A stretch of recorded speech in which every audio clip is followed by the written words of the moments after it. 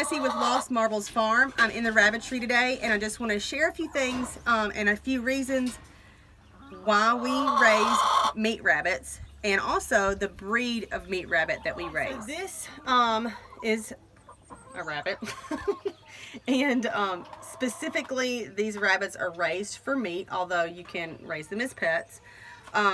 About 8 to 10 years ago, maybe 10 years ago, we decided to start raising meat rabbits. The reason why is we just felt like it would be a lot easier from what we have read to butcher a rabbit and clean a rabbit than it would be a chicken, and that is one of the biggest pros to raising meat rabbits. Chickens are great. I love chicken, but rabbit meat is equally delicious, just a little bit different as far as less fat than chicken, but it's so much easier to clean. I mean, it's a no-brainer. When you've cleaned a chicken and you've cleaned a rabbit, hands down, cleaning rabbits is just that much easier. Another reason that we chose to raise meat rabbits is at the time we were living in the city, and unlike chickens, rabbits are extremely quiet. Our neighbors never knew that we had rabbits because they don't make any noises, unlike a rooster. But we had chickens too. We didn't have any roosters, but roosters are really loud. So if you live in a neighborhood, I would not suggest getting a rooster, because the hens can lay eggs without a rooster. They do not need a rooster. That's a whole other story. But rabbits are super duper quiet. They do not take up a lot of space. They are very economical, do not cost a lot to feed, and are so easy to handle.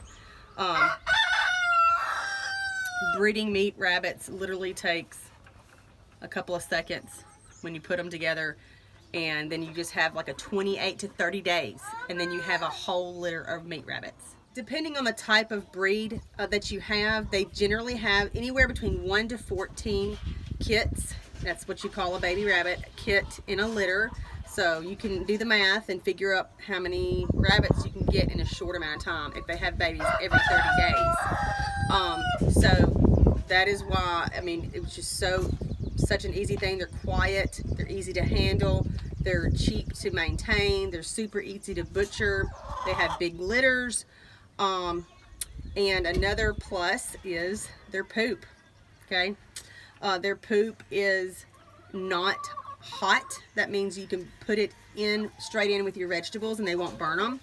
So they make the best compost for your garden. Now, we chose specifically to go with New Zealand whites, and just because they're called New Zealand whites does not mean that they're always white rabbits. They can come in lots of different colors. So you know, like this one for example has a lot of black on it with just a little bit of white. But really why we chose this rabbit is because they gain a lot of weight really quickly. Their meat to bone ratio is better than any other rabbits. So no, they're not soft like a Rex that has that velvety fur, and no, they're not as cute as like the lop-eared, but we were looking for meat production, and this breed is your best for meat production. They can put on, like in about 11 to 12 weeks, you should get about a 3 to 5 pound rabbit.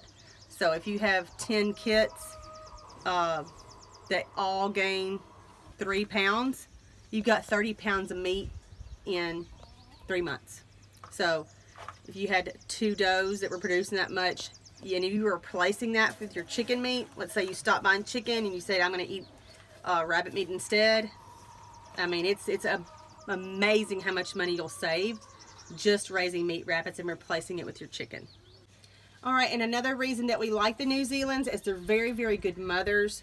I've never had a problem with, well, I'll take that back. I've had one doe that got kind of aggressive when she would have babies, and so I got kind of nervous reaching in to check the babies because she might bite me.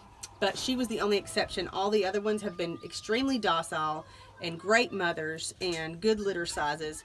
So look into it if you've ever thought about it. And the number one thing that everybody says is, how could you butcher something so cute? And they are super cute. When they're babies, they are so precious. When you've been feeding them for 3 months and they lose the cuteness when they get older, it's not as tough, But I will say that I let my husband do the dispatching because, I mean, it does kind of, it always makes me sad. I'm that way with any animal. I don't like to dispatch it. I could if I had to, but if I have a choice to let him do it, I'm going to let him do it. Now, I will help butcher and clean them. I always help clean them. Generally, though, Sam and Isaac will butcher the rabbit, or dispatch, butcher, and bring in a big, huge pan for me to wash them up and wrap them up and stick them in the freezer. So that's how it works for our family. And, you know, over time, it does get a little bit easier. I mean, I don't get squeamish or anything looking at a rabbit carcass in a pan. But, I mean, everybody's different. It's just not a problem with me. All I can think about is I know that I'm humanely raising really good quality meat that you can't get anywhere else for a very, very low price. So if you're interested in getting started with meat rabbits, I do recommend New Zealand whites, and they don't take up much space. They're quiet. Anybody can do it. We did it in the middle of the city.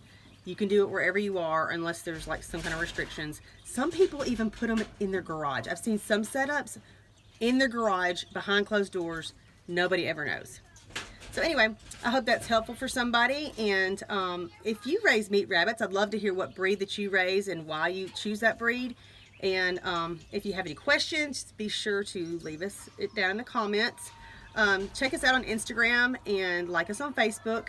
And we hope to see you in the next video.